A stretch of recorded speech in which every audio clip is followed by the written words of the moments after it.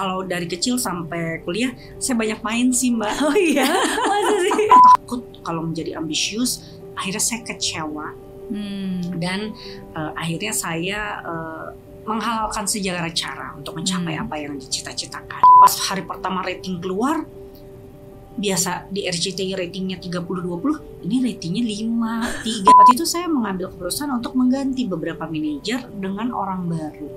Nah semua orang bilang bahwa wah hebat lu ya Ti ya, lu berani mengambil unpopular decision. Kenapa sih menjadi yang terbaik Mbak? Ya kita kan harus punya target. Kalau kita menjadi yang terbaik, kita ibaratnya kalau kita nggak berhasil kita jadi nomor 3, kita menjadi nomor 5, atau kita menjadi nomor 10, paling nggak kita menjadi top 10. Kalau dari tadi kan jelasnya wah kayaknya semuanya mulus-mulus aja nih. Betul. Kayak wah berhasil gitu. Ada gak sih saat-saat momen titik terberat, titik terendah yang pernah dihadapi Bu Atik? Itu ya, orang tuh sering loh nanyain sama saya seperti itu ya. Tapi pasti ada ya Mbak Mary ya, pasti ada ya.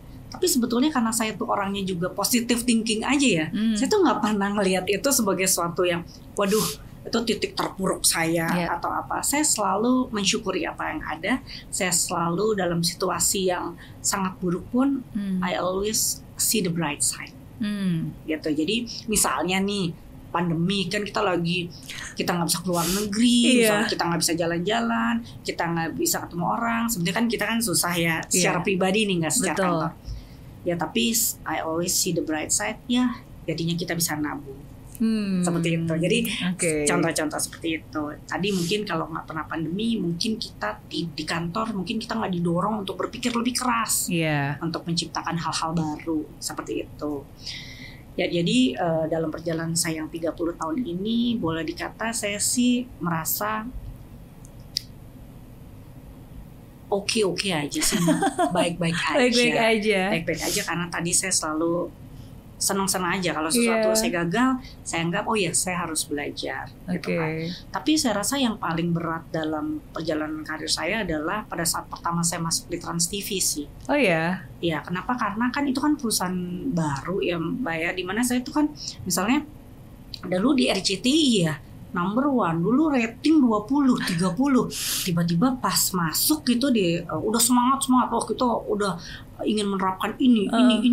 Pas hari pertama rating keluar, biasa di RCTI ratingnya 30-20, ini ratingnya 5-3. Zaman dulu kan kalau sekarang sih 5 sih wajar aja karena sekarang udah nggak terlalu besar berbagi.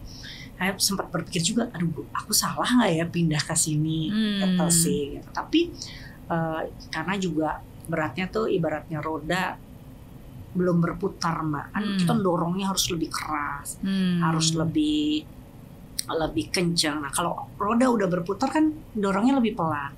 Nah mungkin itu sih hal-hal yang paling berat dalam hidup saya. Tentunya juga kita waktu itu kan bergabung, ada yang dari Indosiar, ada yang dari SCTV, ada yang dari RCTI. Mungkin juga penyesuaiannya kan di situ kan lumayan berat juga. Gitu. Jadi tapi kalau dibilang pernah nggak sih gagal yang, kalau gagal sih ya kalau menurut saya sekali awal-awal nggak capai target gitu ya biasa adalah dalam hidup ya gitu.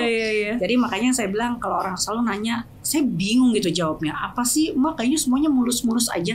Mungkin nggak mulus-mulus aja ya. Cuman karena saya selalu memandang itu sebagai challenge. Bahwa kegagalan itu ya harus dipelajari kenapa dan berikutnya harus jadi sukses. Jadi buat saya sih ya biasa aja ngejalaninnya. Betul. Karena cara berpikir kita berbeda mungkin, ya. Mungkin maksudnya kita always to see optimis itu kan bukan hanya melihat yang terbaik, tapi apapun keadaannya ya kita selalu aja ada yang sisi baiknya gitu. Nah mungkin ada juga nih Mbak cerita yang mungkin juga waktu kita pertama kali waktu kami mengambil alih, kita akuisisi Trans 7 gitu kan. Waktu itu kan karena kan dari merugi kita gimana caranya supaya bikin itu positif kan. Nah waktu itu pada saat saya jadi presidir, saya diminta oleh Pak Citi untuk melakukan presentasi kan. Akhirnya saya melakukan presentasi saya bilang ini nih Trans 7 ini isinya begini. Dan karyawan SDM-nya seperti ini, dari program seperti ini, dari semua dari sales, dari produksi, dari ini. Nah, yang harus lo action plan-nya adalah ini ABCD. Kata PCT waktu itu, ya kamu udah bagus karena kamu udah tahu masalahnya, berarti kamu telah menyelesaikan 50% dari masalah. Tetapi berikutnya adalah keberanian kamu untuk menjalankan action plan-nya.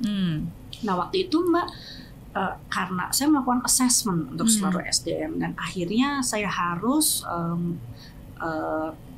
mengganti beberapa posisi manajer dengan orang baru. Kenapa? Karena menurut saya kita juga harus menunjukkan kepada karyawan, pada organisasi bahwa kalau kita bekerja dengan baik, Anda akan mendapat reward yang baik. Tapi kalau ada posisi-posisi penting tidak menjalankan tugasnya dengan baik dan tidak dipunish, ya orang juga bingung dong ini perusahaan mau jadi apa gitu. Jadi waktu itu saya mengambil keputusan untuk mengganti beberapa manajer dengan orang baru. Nah, semua orang bilang bahwa wah, hebat lu ya Ti ya, lu berani mengambil unpopular decision gitu. Mungkin itu juga suatu titik krusial juga sih Mbak Mary. Tapi menurut saya nggak melihat tuh ada namanya unpopular decision. Menurut saya setiap decision itu bisa popular, bisa unpopular, tergantung dari sudut pandang kita melihat, Mbak. Kalau menurut saya mengganti misalnya 4 orang manajer, tapi dengan diganti 4, perusahaan itu maju dengan pesat, berkinerja dengan baik dan menghasilkan profit yang baik yang akhirnya karyawan dapat bonus. Mungkin di mata 4 orang ini dan segelintir orang, saya mengambil unpopular decision. Tapi untuk the rest of the karyawan yang which is 1.500 orang itu, decision yang saya ambil adalah popular. Karena kenapa? Membuat perusahaan lebih bagus dan mensejahterakan karyawan pada ujungnya. Gitu. Jadi saya selalu bilang buat saya nggak ada unpopular decision, tinggal dari sudut pandang mana kita melihat sebuah decision itu diambil, dan selama decision itu bisa menghasilkan sesuatu yang baik, ya itu semuanya menjadi popular. Gitu. Tapi itu tadi kan banyak orang, aduh ntar gue nggak disukain orang. Buat saya kalau itu baik, kenapa harus kita takut? Gitu betul. Ya as a leader mungkin ya memang itu salah satu tugas terbesar kita ya, untuk make a decisions and then memanage the team dan memake decisions, karena setiap hari ya itu karena one decisions that we make itu ya efeknya ke seluruh karyawan yang ada di perusahaan kan. Ya some people will take it as a beban, tapi ya kalau kita mau melihat dari sudut pandang yang lain ya itu kesempatan sebenarnya, ya kan.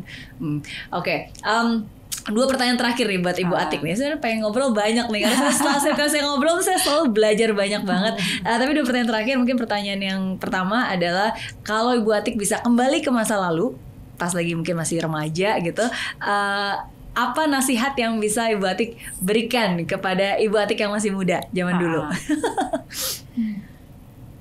Kalau apa ya? Kan Mbak Mary, saya tuh menikmati seluruh perjalanan hidup saya dari kecil sampai sekarang gitu. Jadi mungkin kalau misalnya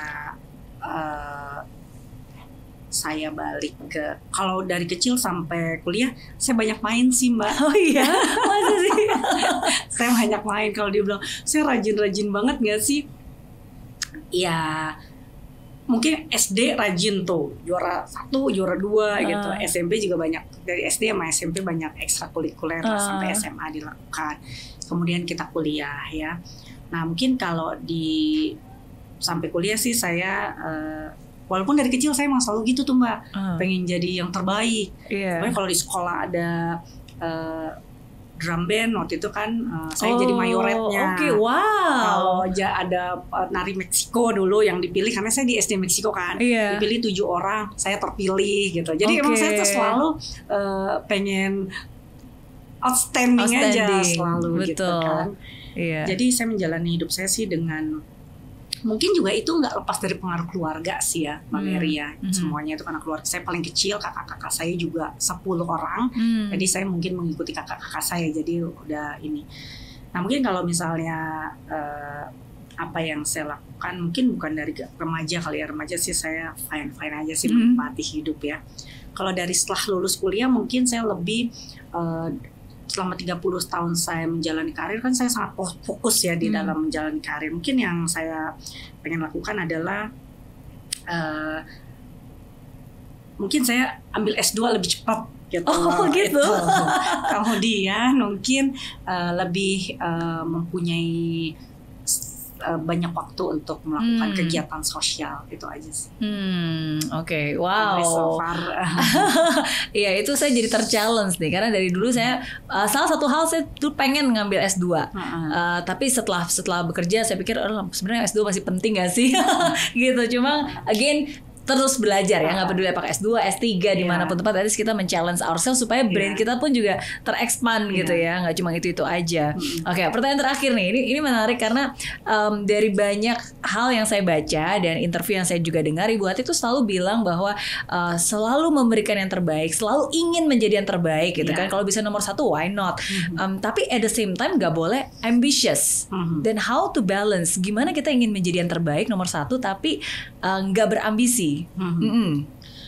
Gini, kalau kita menjadi yang terbaik, Mbak Mary, kita akan effort, ya kan? Kita akan melakukan effort yang luar biasa untuk mencapai keberhasilan kita. Tapi kalau kita itu sebenarnya merupakan ambisi, tapi tidak ambisius, ya kan? Kita ambisi. Bedanya sama kenapa tidak ambisius adalah kalau kita terlalu ambisius, nanti kalau kita gagal kita kecewa. Karena dalam hidup ini ada hal-hal yang tidak bisa dikontrol oleh kita, dikontrol oleh orang lain, dikontrol oleh Tuhan gitu, ya kan? Jadi bagaimana kita berusaha aja maksimal menjadi yang terbaik. Tadi kalau dibilang kenapa sih menjadi yang terbaik, Mbak?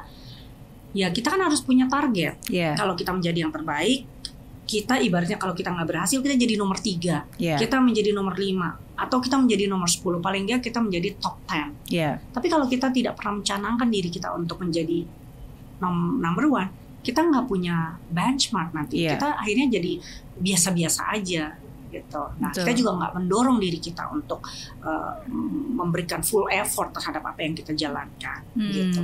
Tapi kalau tidak menjadi ambisius, saya takut kalau menjadi ambisius akhirnya saya kecewa dan akhirnya saya menghalalkan segala cara untuk mencapai apa yang dicita-citakan. Itu aja sih. Jadi saya percaya bahwa kita melakukan yang terbaik, Mbak. Kita menjaga, selalu di tim saya juga bilang, Anda harus berkompetisi dalam harmoni. Berkompetisi dalam harmoni. Jadi jadilah orang yang terbaik, yang terjago di sini, tapi enggak nginjek orang.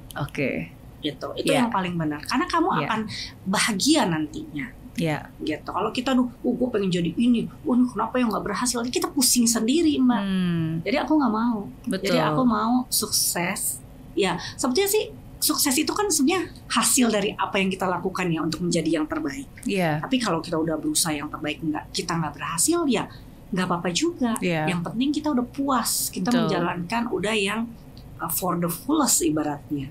Gitu. Berkompetisi dalam harmoni. Itu juga bisa jadi tagline nih. Dan emang benar sih, kita nggak perlu menjatuhkan orang lain untuk menjadi tinggi, nggak perlu menjelekkan orang lain untuk menjadi baik gitu. Yang penting lakukan benar-benar apa menjadi porsi kamu dengan sungguh-sungguh, dan apapun hasilnya, ya kalau itu sesuai dengan yang kamu mau, bagus. Tapi kalau itu tidak sesuai, mungkin Tuhan tahu yang lebih baik gitu buat kamu, gitu kan. Thank you sekali lagi Bu Atik buat semua inspirasinya, buat semua wejangannya, buat semua pengalamannya yang pastinya sangat berharga, dan ini menjadi suatu hal yang penting nih, khususnya di tahun 2021 ini, ya kan, momen baru, ya kita harus punya mindset baru, strategi baru, dan semangat baru untuk untuk menjadikan tahun ini tahun terbaik bagi hidup kita. Dan yang penting jangan lupa untuk bahagia. Jangan lupa untuk bahagia. Paling penting dalam hidup. Ya kan? Yes, betul. Dan jangan lupa juga untuk subscribe channel YouTube Bu Atik. Karena di tengah kesibukannya masih sempat buat konten. Channel YouTube Bu Atik apa nih? Ati Nurrahyuni Channel. Yes, harus nonton. Subscribernya juga udah ratusan ribu. Banyak banget show-show yang bagus, yang menarik, dan dapatkan terus inspirasi. Sukses terus. Terima kasih. Sehat selalu dan semangat terus buat Ibu Atik. Amin. Terima Amin, kasih. sama-sama. Dan seperti saya bilang, di setiap cerita selalu ada pelajaran berharga. Dan semoga cerita dan kisah dari Ibu Atiek hari ini bisa menjadi pembelajaran berharga buat Anda semua yang sedang menonton. Oke, jadi sukses terus, fight till the end, and never give up. Bye.